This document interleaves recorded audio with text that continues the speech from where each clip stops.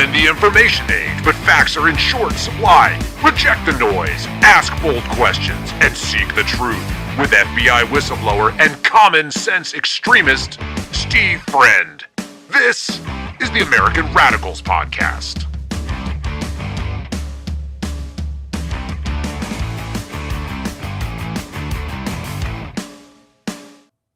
It is the American Radicals Podcast. It's Friday. Congratulations, guys. You made it through the Monday through Friday grind. The weekend is upon us, and today's date is March 20th, 2026.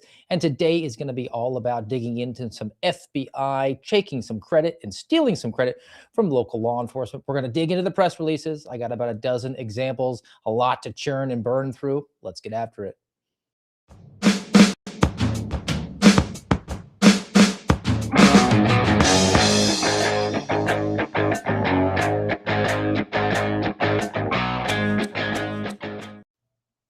And just as an administrative note, I have to pre-tape today's episode.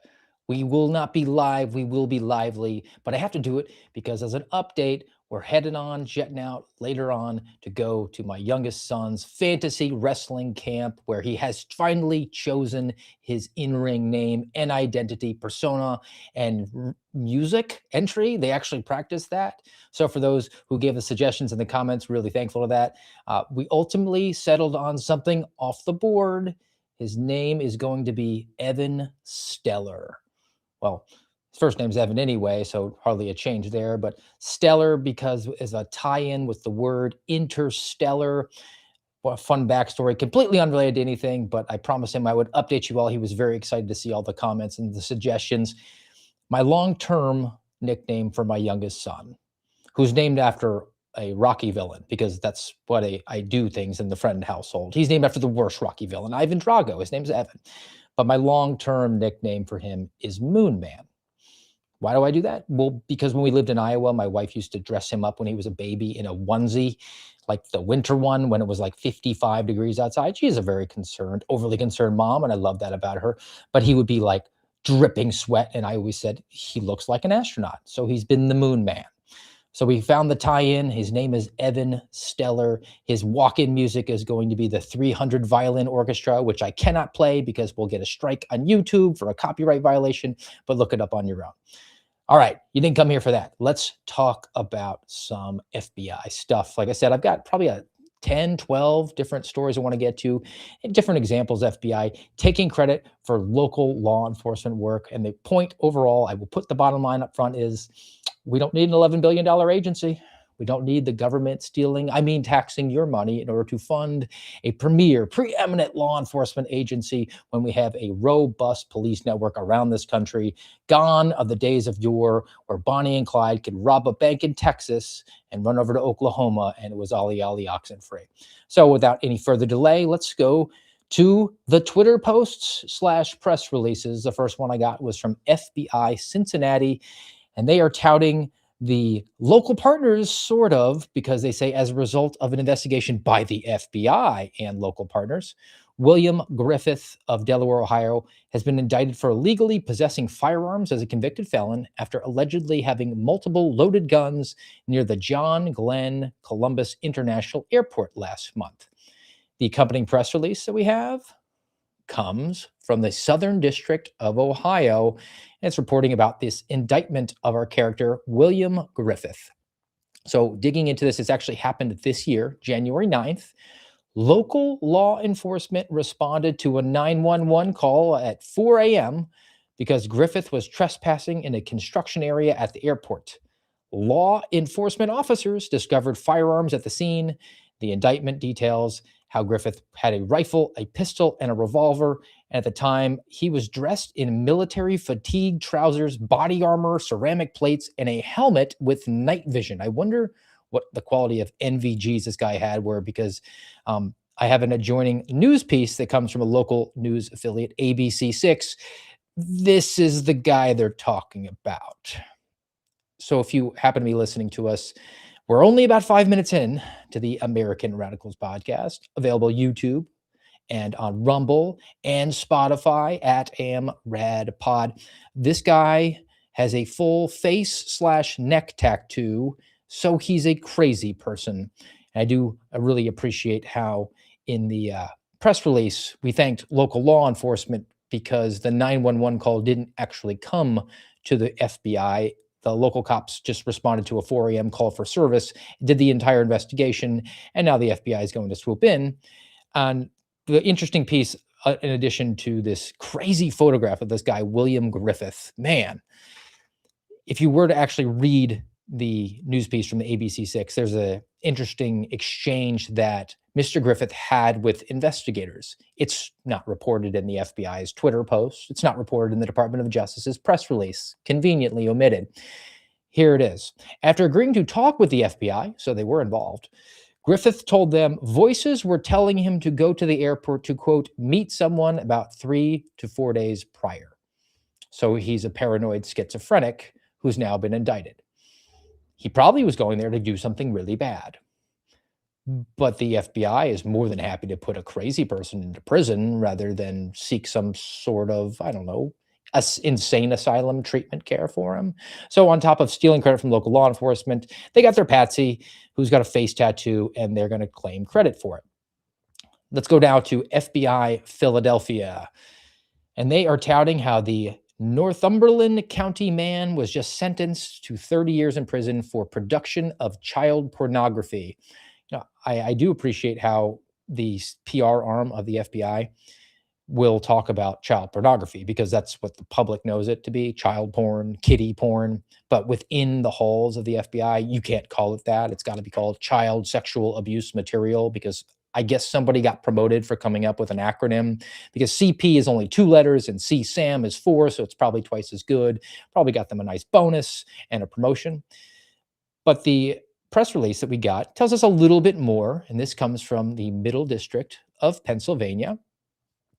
And the headline here reads, this Northumberland County man sentenced to 30 years for this child pornography. His name is Scott Snyder.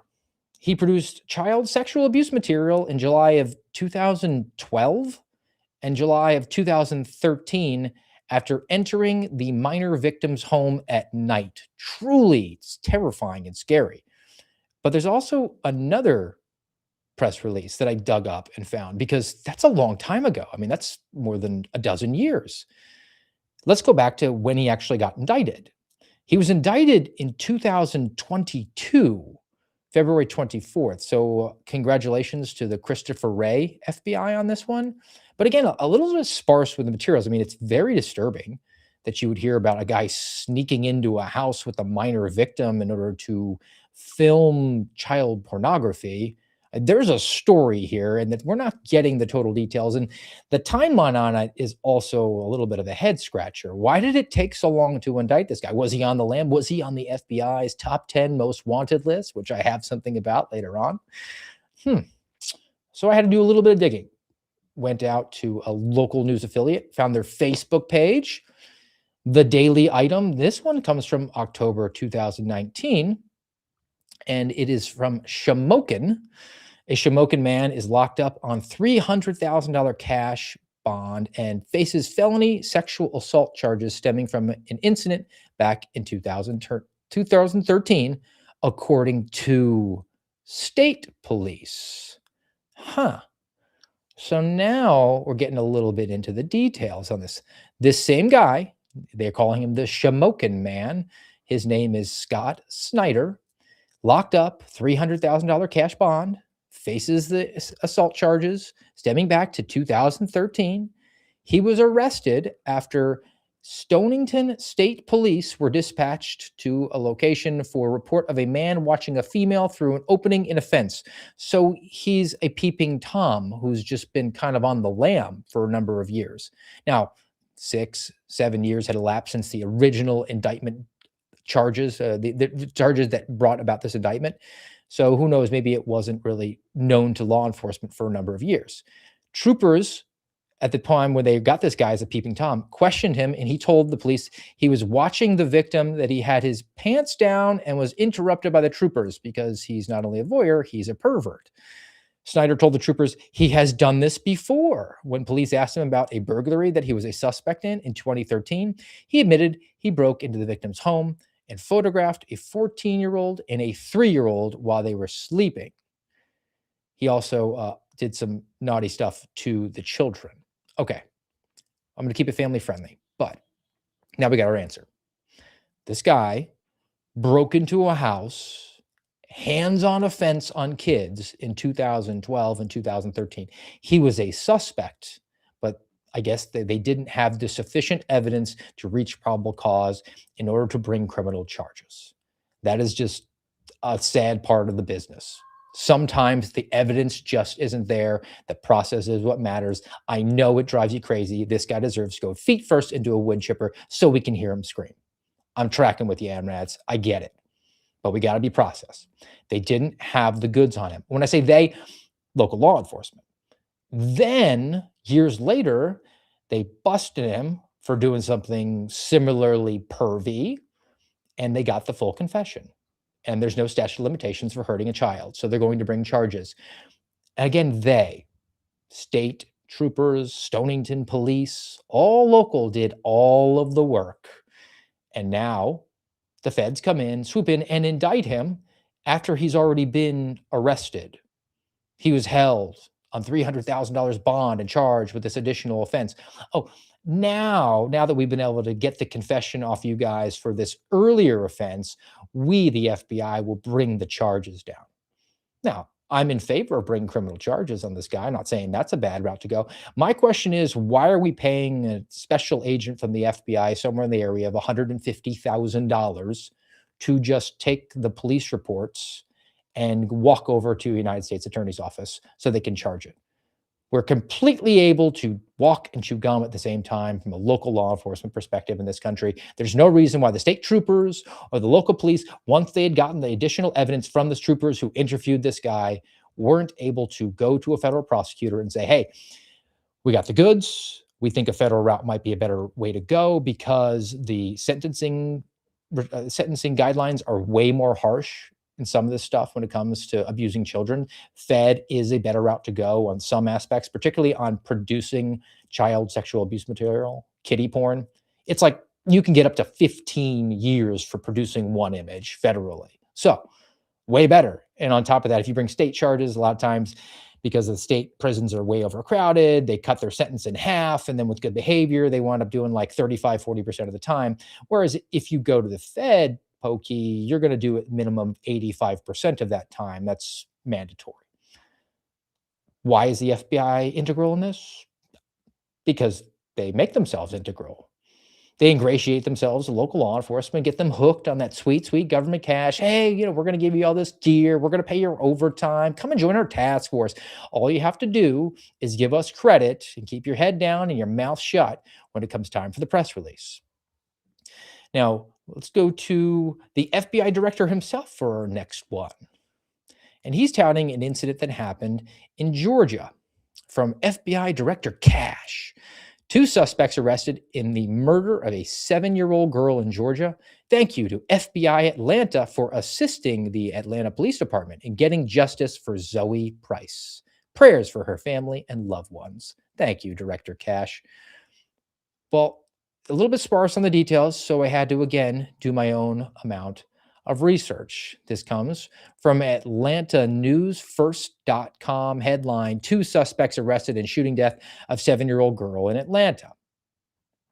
Now, our guys here, Preston Smith, Stephen Richardson, I think that they probably need to go feet first into a wood chipper, again, for murdering a 7-year-old girl. An argument over the phone was actually what prompted this entire thing. These guys not only ruined their old lives, but took the lives of this little girl and her mother because they had a beef with, I don't know, the brother or uncle or something like that. Typical street stuff, not FBI stuff. Again, this is an unfortunate part of the business. People get hyper emotional, they get hyper aggressive, they make terrible decisions that will alter the course of their life and others in an instant. So one of our dirtbags here gets into an argument with a family member of the victim and says, oh, I'm going to go get my boy and we're going to come over to the house and we're going to shoot at the house. I guess they didn't do the real Steve Friend guidelines for making good decisions and say, how does this end well for me? And I mean, How does that end? Well, we don't get caught. I'm not sure. There really is no good ending to that, choosing that course of action. But for our purposes today, and talking about what was the FBI Atlanta's role in assisting the Atlanta Police Department to bring these two dirtbags to justice. Oh, and I misspoke. Zoe, the 7-year-old, died. Her mother only injured, but will forever be changed with the loss of her daughter. The Atlanta police obtained arrest warrants when they investigated and determined that both these guys were the likely perpetrators. We can't, I guess, say they're guilty because they haven't been convicted. Process matters. And both these guys turned themselves in. No further information. I guess well done, FBI, for your director tweeting about it, because as far as I can tell, the APD detectives, the Criminal Investigative Division, did their job, identified the likely perpetrators, and had a compelling enough case to have them come and turn themselves in. It wasn't even like they needed the FBI SWAT team or the hostage rescue team, the tier 1 operators to go on there, throw some flashbangs and put handcuffs on these guys who were on the lam. Nope, they just, as the Atlanta police put it out in the news and said, we know it's you, come turn yourself in so you don't wake up dead. FBI, uninvolved at all. All right, let's move now to Washington, D.C. This actually comes from the FBI's main Twitter page at FBI, but they're touting FBI Washington field office. Alleged Sinaloa cartel boss was indicted on drugs, firearms, and terrorism charges because under the Trump administration, they have now made a lot of these drug cartels designated as foreign terrorist organizations, which does have some problems. I understand the sentiment. You say, hey, these guys are bringing in poison, they're killing our people, and on top of that, they're kind of running some countries and they've got bad intentions for us. They're violent. We're just going to call them terrorists. Have you thought about the downstream consequences to that, Trump administration? I mean, seriously, if somebody is a low-level drug user and they buy drugs and that money finds itself back up the chain to the Sinaloa cartel, that would mean the guy who buys a dime bag on the corner has just provided material support to terrorism. Might be an unintended consequence to that, but why would they think that through? I mean, who would actually think through those multi-levels when you can just say they're all terrorists without considering the consequences? But let's find out about how the FBI indicted the Sinaloa cartel, and I've got it from the U.S. Attorney's Office in the Northern District of Illinois. So I don't understand how Illinois got connected to Washington field office, but I guess it's coming across the border, so it could be multiple states involved. It is a very, very long press release, though, from the U.S. Attorney's Office. I'll actually just kind of scroll through so you get an understanding for how much ink was spilled on this case. And they talk about our bad guy, whose name is Ibarra Felix, and he was on the top 10 most wanted list, or one of his buddies was on the top 10 most wanted list. And we're taking credit and we're giving credit to all the different parties involved. And I'm still scrolling on through, still scrolling. We're talking about Homeland Security investigations. And then we have a link to the Ibarra Felix indictment, which I will not belabor. I will not make you read through it because in the press release, kind of hidden in there, they're hoping you didn't read through all the details, is this one key sentence. Ibarra Felix is not in custody and a warrant has been issued for his arrest. So the FBI is bragging that they've indicted a leader within the Sinaloa cartel and a terrorist for all the bad stuff he did. He's a leader in the cartel in Mexico who will never be arrested. How much ink was spilled, how much taxpayer dollars were wasted, how many man hours were devoted towards getting essentially a press release. I mean, I suppose at some point they could wait on the Mexican government to arrest this guy. And then when they negotiate a provisional arrest warrant, a PAW, a PAW, which could take 12 to 18 to 24 months, then he could be brought back to America to face American justice. And then they'll put him on the FBI top 10 most wanted list 10 minutes before that happens and take credit for grabbing this guy. But most likely, he will never do a single minute in an American prison. But we devoted lots of prosecutors and lots of special agents in order to bring about justice. You feel like you got your $11 billion worth here, America? I sure don't. This one now comes from FBI, Jacksonville, my old stomping grounds. Actually, really in my old stomping grounds, because Daytona Beach man was sentenced to over 4 years for conspiracy and aggravated identity theft. Well, protection against fraud and force is one of the charges of our federal government. I'm on board for that. So, dug into it a little bit, but didn't get really a sufficient answer, because the headline here, same thing: Daytona man has been sentenced for this conspiracy, aggravated identity theft. It's not really like the drugs and the guns and the blood. I mean, but this is really why we have an FBI. It's supposed to do complex financial cases, things that local law enforcement isn't able to do.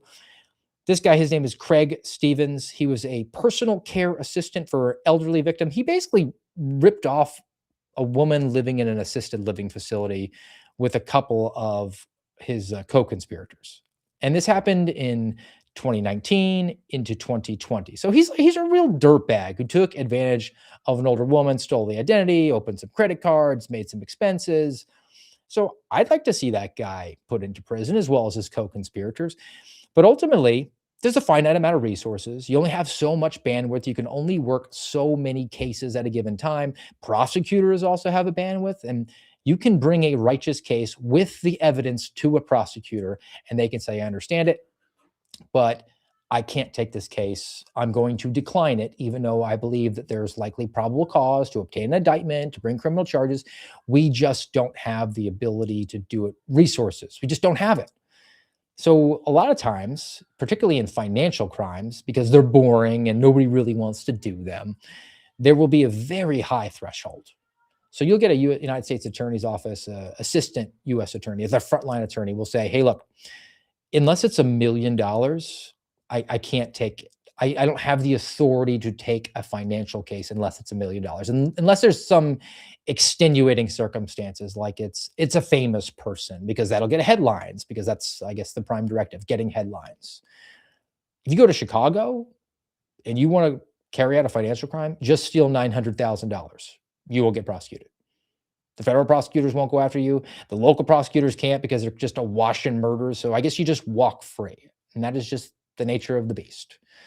So I'm curious, how much did our perpetrator here, Stevens, who was just sentenced, right? Remember, he got 4 years for this conspiracy. So, I mean, how many hundreds of thousands of dollars? I mean, maybe they made an exception for this guy. Maybe it was just so egregious.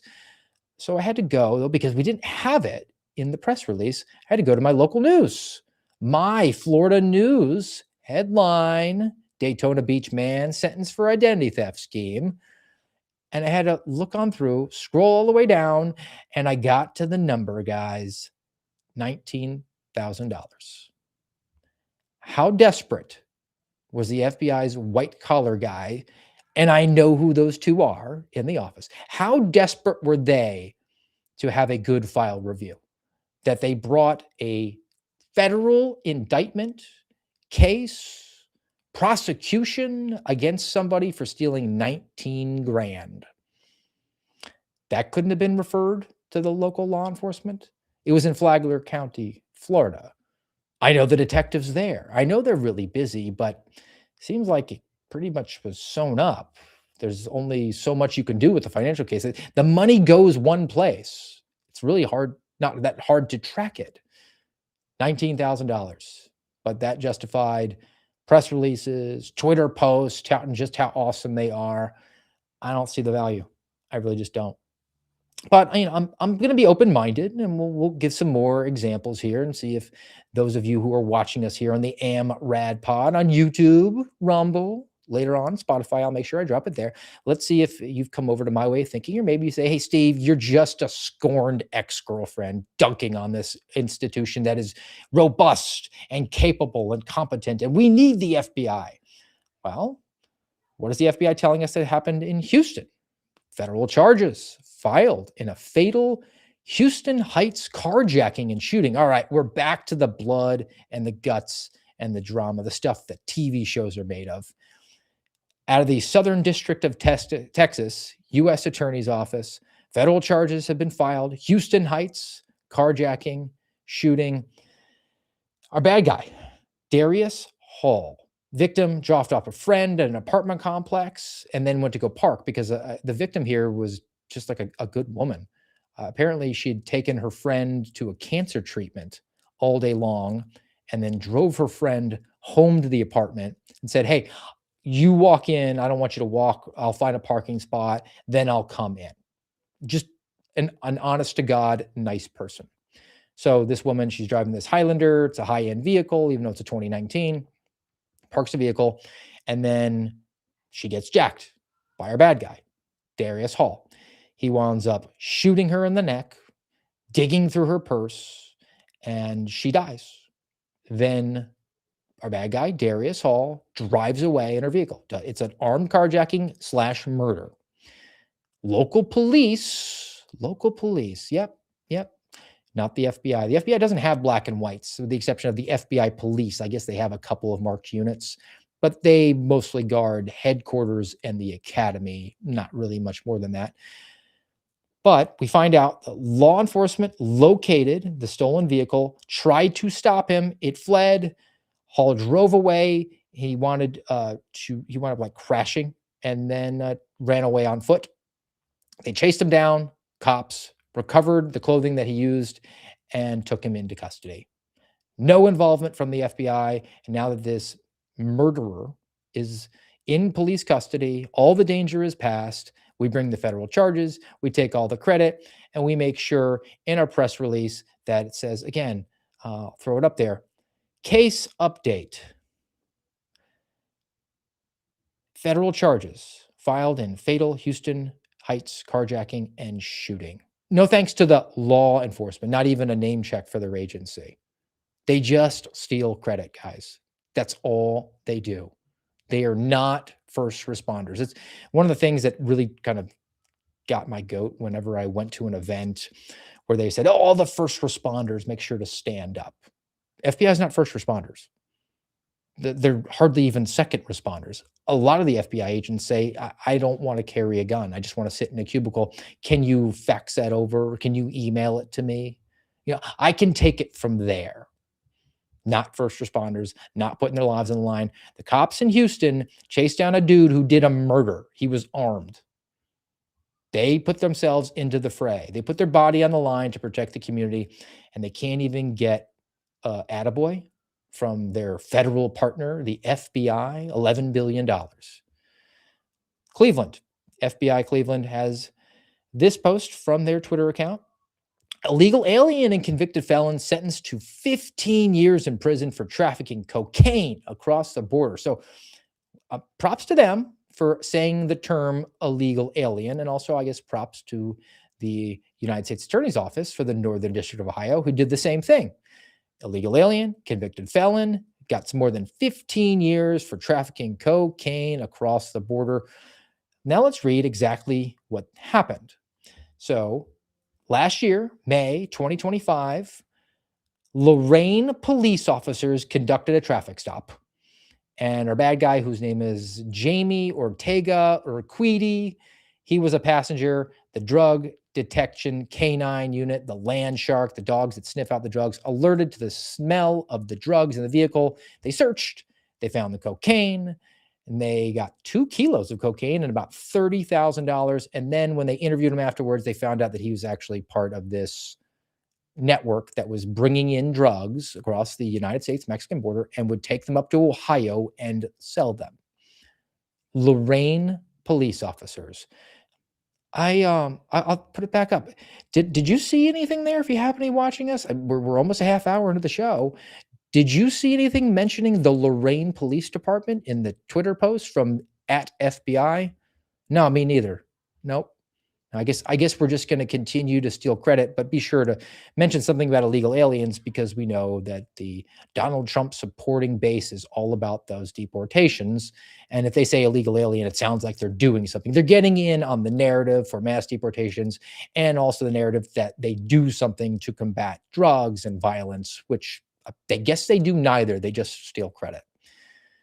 We'll go back to Houston for this next one.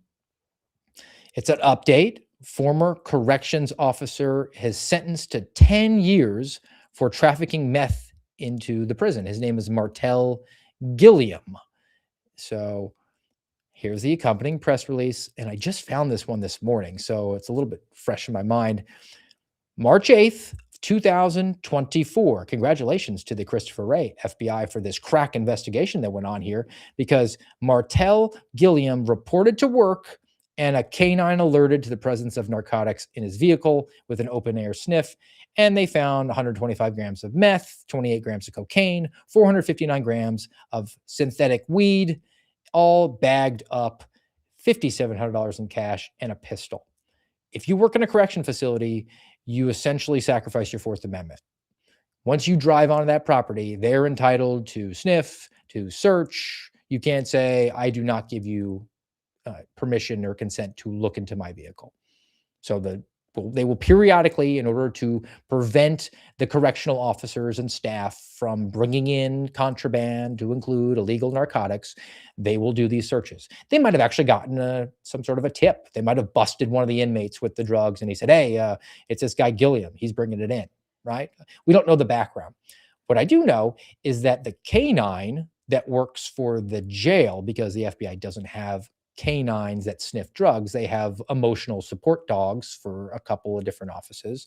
And apparently an emotional support dog was authorized for an FBI agent who was complaining that working child pornography gave him PTSD. I think that's in Virginia somewhere. But the canine for the jail alerted on the drugs, and then the staff at the jail, maybe sheriff's office, maybe just correctional officers, they searched, found the drugs, and now this guy's going to go to prison for 10 years. No FBI. It's a federal violation. Why can't the jailers or the sheriff's officer, whoever was controlling the canine and conducting the investigation, why couldn't they bring that charge to a federal prosecutor? Seems like it's pretty much sewn up. We'll now go to FBI Boston. Sorry to my friend George Hill, but FBI Boston remains still goated as one of the worst offenders. And this one we're going to do a little bit of a dive into because it's pretty egregious. Now, you will see on the back placard of the navy blue jacket that nobody wears actually in the FBI, the JTTF emblem, Joint Terrorism Task Force. So you know this is going to be a big one. National security. FBI Boston, JTTF arrested Alden Welch Rummel because he made online threats. He emailed a victim in this case, referred to her in obscene terms, and stated he would be happy when her face is, quote, canoed by an assault rifle. All right, that's a mean thing to say, but it's kind of funny. And I'm not sure it's illegal, but what do I know? I've only worked in law enforcement for a decade and a half. Now, I went to the press release and didn't get a whole lot more. Massachusetts man arrested, charged, making threats, Alan Rummel. Now, this happened February 28th of this year, just a few weeks ago. He allegedly sent an email to the victim. And again, he said he was going to be happy when her face is canoed by an assault rifle. I need more details, and good news for me and you, I got them, but there's not that many because there just isn't that much to it other than the one really, really interesting and kind of gross aspect. So here actually is the indictment. I got a link to it. I have it in the show notes for the day if you want to read through it. It's only a 3-page indictment, so it'll take you like 5 minutes to read through if you're very interested. The pertinent portions. Paragraph 4. Person 1 received the email while in another state. So person 1 is the victim.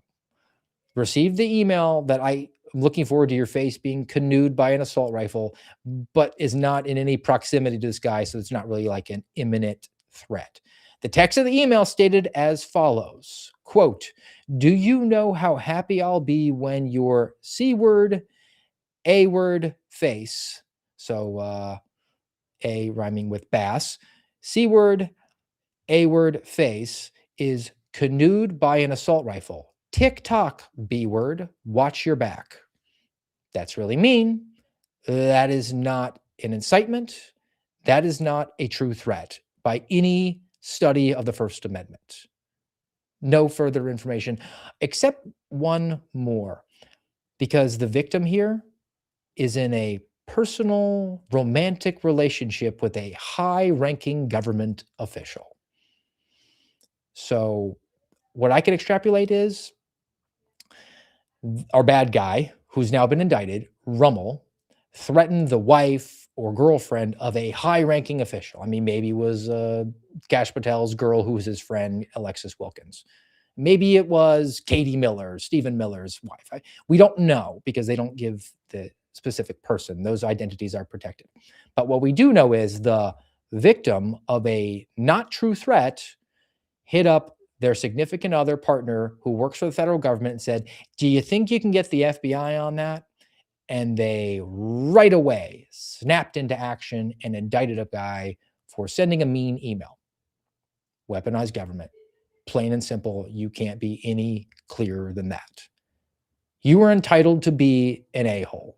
You're entitled to be a racist. You're entitled to be a jerk. We don't have to be friends with you. You know what you could do? You could just block an emailer. It's pretty simple. And then just not think about them anymore because they don't live in the same state as you and there's no actual threat there. Or you could ask your husband to ring up Kash Patel at the FBI, if it wasn't Kash Patel to begin with, which we don't know, and put an agent on that so we can throw him in jail because he sent you a nasty gram. Nope, not down for that. And if you are, you're not in my tribe. All right, I got a couple more that are not press releases, but they are FBI related that I want to get into here just kind of quickly about the marketing aspect to it, the public relations, the image. And this one's about a week old, but it really rubbed me the wrong way because it came from the FBI's Twitter page. They were touting how they've captured this guy, Samuel Ramirez Jr., who was on the FBI top 10 most wanted list, and they got him in Sinaloa, Mexico, returned to the U.S., taken into custody by Federal Way Police in Washington State, where he will face justice. Now, if you actually dug into the press release that the Department of Justice issued, they did this themselves, mind you. They bragged about how expeditiously, how quickly and rapidly the FBI snapped into action because they put this guy on the FBI top 10 most wanted list, and 73 minutes later, he was in custody, having been located and arrested out of the United States. Oconus. He's in Sinaloa, Mexico, which I believe is pretty much in a vice grip by a foreign terrorist organization, right? We've gone over that, how the Sinaloa cartel is a foreign terrorist organization. And yet they were able to penetrate and infiltrate into terrorist-occupied territory in 73 minutes and get this guy into custody and then just black bag him back to the United States. No. What happened was this guy was arrested or turned himself in, somehow came into contact with law enforcement, and he was apprehended in Mexico. Then notice was sent back to the FBI. Somehow they became aware of it. And then there was a negotiation between the Department of State and the Mexican contemporary in order to negotiate a provisional arrest warrant, PAW, P-A-W, which will take sometimes a year, sometimes 18 months, sometimes 2 years. And then eventually your bad guy gets extradited back to the United States. But the FBI, because it is doing a marketing scheme, is so desperate for public relations and is just irresponsible because they hope that the American people don't pay attention, put out and touted because they thought it would make them look really good, to put this guy on the FBI top 10 most wanted list when he was already in custody and then say, yeah, we got him that fast. If you have an above room temperature IQ, you know that's BS. Similarly, you have to have an above room temperature IQ for our next one, which comes from the FBI director himself, who's still out there trying to play in the stats, in the numbers, and hope you don't have an operating prefrontal cortex because there is just so much BS in this one. This came out from FBI Director Kash, and there's a bunch of different itemized things here. We'll just go into maybe one or two of them. This FBI is advancing the mission of protecting America's children at a level never seen before. 6,200 plus missing kids located. That's an increase of 30%. So Do you want us to believe, Director Cash, that the FBI, this FBI under your leadership, was able to locate 500 missing kids every single month, and you, who was on Twitter every minute of the day, didn't tweet out once about it? They don't work weekends. That's over 20 kids a day. You never had a video footage, a photograph of the mother and father embracing their child that you have recovered for them? Good job, FBI. No, 6,200 means that the National Center for Missing and Exploited Children was able to identify kids who were in child pornography. Many times they're already adults. They put a name to that face and they tell that person, hey, we have this child porn, you're in it. And the person normally says, I don't want to be notified anymore because it's already in 100,000 devices out there and you by law have to notify me. So yes, confirm that's me. I'm 35 years old. I live in Poughkeepsie. Please leave me alone. But Director Cash is going to take credit for that. And there's also other times where kids run away and it gets reported to law enforcement, and then the kid comes home the next day. FBI stats that as well. So they're juking the stats on this one, huge. But I wanted to connect it to something that's down in the list. So we have, quote, 6,200 plus missing kids located. And if you go down, I don't know, half a dozen, maybe a little bit more, it says 322 plus child victims located. So missing kids located, child victims located. That seems like a distinction without a difference, except one is 6,200 of them and the other one's 322. Director, were you lying then, or are you lying now, or are you lying both times? They also start conflating on a bunch of different things because he's trying to get the numbers up really high. And he says things like, oh, the 490% increase in online exploitation and nihilistic violent extremism. So they went from 10 arrests to 59 arrests, and they're going to commingle nihilistic violent extremists, which are just jerks online. They're not really terrorists, with online exploitation, which is kind of what they do. But if we get two categories and compile them together, then we can really boost the numbers. It's always a number game with this guy, and he just hopes that you get lost in that. All right, I've got one more to go to. And again, I'm going to take this opportunity to take quite a bit of umbrage with the FBI director, who I thought was actually a decent guy, but wound up being just a creep. Sorry to everybody in the audience, the American Radicals podcast, for having maybe steered you to support him early on, but he's really shown his true colors here. His true colors, I guess, are black and yellow, black and yellow, black and yellow. Headline from the UFC, Ultimate Fighting Championship. UFC and FBI partner for historic first exclusive training seminar. Yes, they sent mixed martial arts dudes over on a weekend to hang out at the FBI Academy for a training seminar. Well, ground and pound will get you in a lawsuit. Just telling you, that's police brutality. There's some holds you can do, but you can't do a tap out. So what was the point of this? Oh, it was so Cash could get there and hang out with dudes because he's already like feeling the itch. He was in the locker room hanging out with a bunch of naked men a few weeks ago to celebrate the Olympic gold medal for the hockey team, but he's got to do something else. So he's abusing his power and his authority and your tax dollars that were stolen, I mean tax from you, in order to strike a deal with the UFC so that they will come and party with him at the FBI Academy, and they'll party with him in his brand new custom-made black and yellow sneakers. Here's a photo, guys. It says Cash on there with his personal emblem.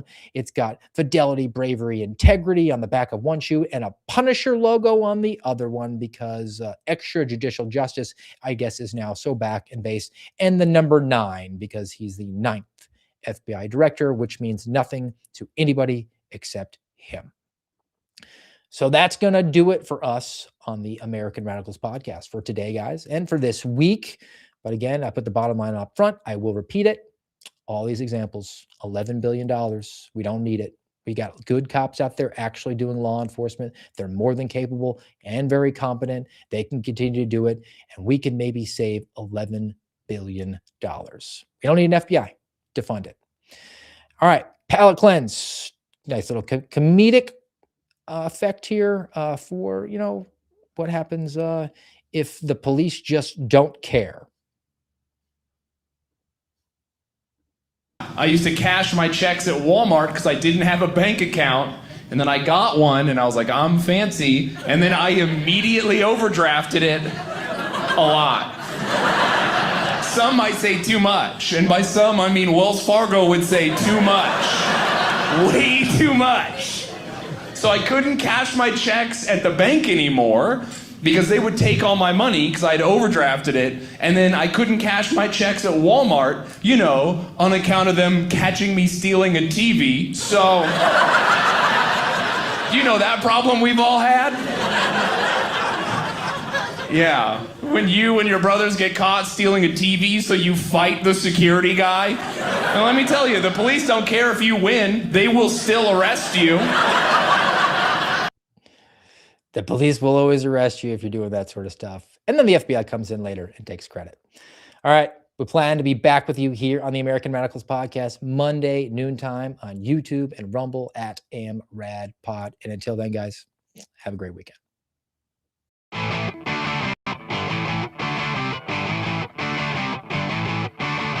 You've been listening to the American Radicals podcast.